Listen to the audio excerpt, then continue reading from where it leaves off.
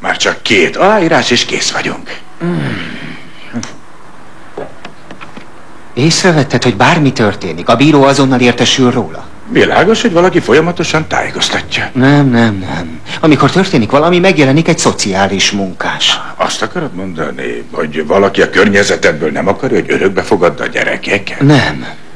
Nem ezt mondom, csak annyit, hogy egy kicsit furcsálom ezt az egybeesést. Én is pontosan így gondolom. Kit hívsz? Szóljunk valakinek? Nem, csak hívom Monitát. Ki van kapcsolva? Én tudom, hogy hol van. Ő meg a lányok Kimberly születésnapját ünneplik. Azt is tudod, hogy hol?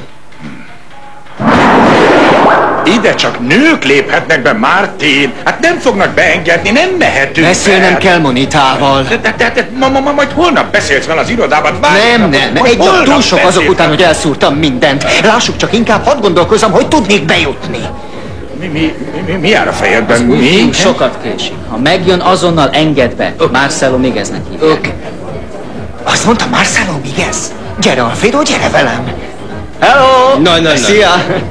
Marcelo Miguez vagyok, bemehetek? De tök úgy nézek ki, mint Martin Quesada, az autóversenyző. Ugyan, egy Forma 1-es autóversenyző itt. Ja. És ez ki? Az én... Alfie barátom. Mehetünk, Alfie?